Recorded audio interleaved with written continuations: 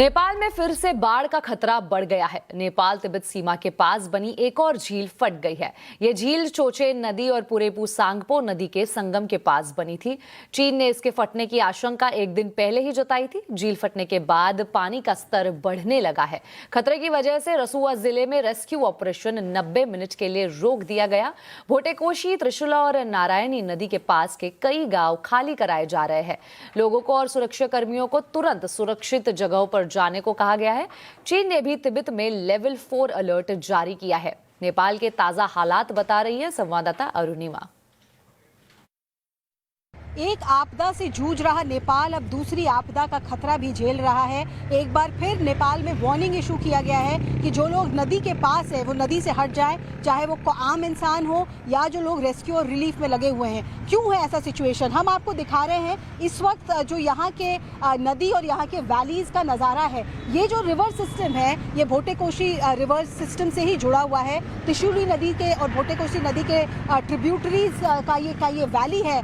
2 दिन पहले जब यहाँ पे पानी का स्तर अचानक बढ़ गया था, ये डाउनस्ट्रीम है, ये काफ़ी नीचे है एपिसेंटर रसुआ से, लेकिन फिर भी यहाँ डाउनस्ट्रीम में भी बॉडीज़ मिली हैं। 30 से 33 बॉडी डिज़ास्टर मैनेजमेंट अथॉरिटीज़ को यहाँ भी मिली है। तो यहाँ पर भी जो भी नदी के किनारे हैं, नेपाली अथॉरिटीज़ ने पुश मैसेजेस भेजा है क्योंकि यह कनेक्टिविटी का इशू है। तो अगर आपका मोबाइल नहीं भी चल रहा है, सिग्नल नहीं आ रहा है, तो आपको ये मैसेज मिलेगा। और इस मैसेज में कहा गया है कि एक बार फिर तिब्बत में जो लेक है, जो लेक बन गया था, उसका बांध टूट गया है, उसका बैंक टूट गया है। वहाँ से पानी लगातार रेसुआ में, भोटेकोशी नदी में पानी लेकर आ रहा है और वहाँ हालात ऐसे हैं कि बहुत तेज़ी से बहुत सारा मलबा नीचे की तरफ आ रहा है। तो इसलिए यहाँ डाउनस्ट्रीम भी जो लोग हैं उनके लिए भी खतरा बना हुआ है। रेस्क्यू और रिलीफ से जुड़े हुए जो लोग हैं उनसे भी कहा गया है कि इस वक्त वो हट जाएं, वहाँ से अलग हो जाएं, क्योंकि किसी भी वक्त पानी का स्तर, जल स्तर बढ़ सकता है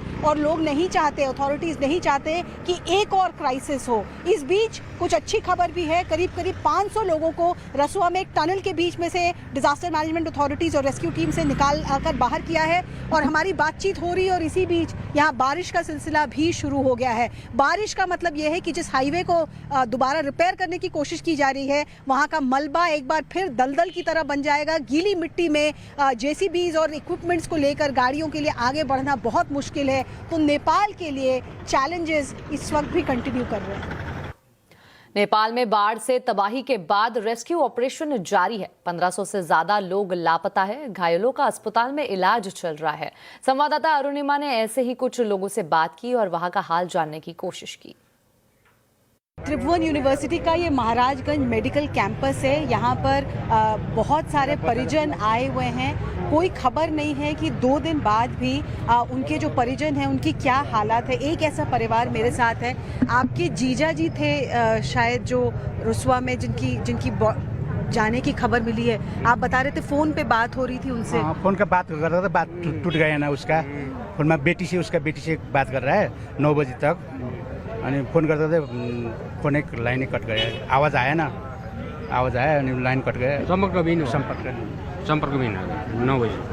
परसों सुबह 9 बजे उनकी अपनी बेटी से बात हो रही थी और बेटी को ही फोन पे सुनाई दिया कि जोर से आवाज़ आई। फोन कर रहा है, बात कर लाइन कट गया। डैम आवाज़ आया ना 9 बजे तक, पता ही नहीं। और तब से लेकर अभी तक कोई खबर है? कोई खबर नहीं है। क्या कोई इन्फॉर्मेशन आया है आपके परिवार के लिए? हाँ, कुछ भी नहीं बता रहे हैं डॉक्टर्स। लास्ट कब बात हुई थी? हिंदी ना आता है। आप नेपाली में ही बताइए, कब लास्ट बात हुई थी आपकी? आके के अरे सम्पर्कमै छैन। अस्ति 9 बजे सम्पर्कमा एकछिन भेट भएको थियो, त्यहाँबाट भेट भएकै छैन।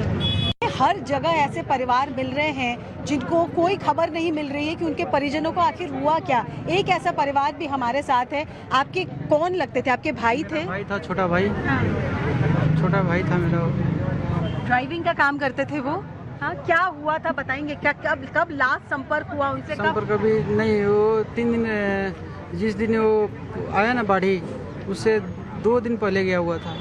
और लास्ट उसको नेटवर्क जो चेक करवाए हम लोग, तो 8:35 के बाद उसका मोबाइल स्विच ऑफ हो गया। रसुआ में थे वो? रसुआ में, बॉर्डर पर, भंसार पे। इंडियन टूरिस्ट को लेकर गए हुए थे। इंडियन टूरिस्ट को लाने गए। पर्यटक ही नंबर गाड़ी था, ग्रीन प्लेट, हाँ।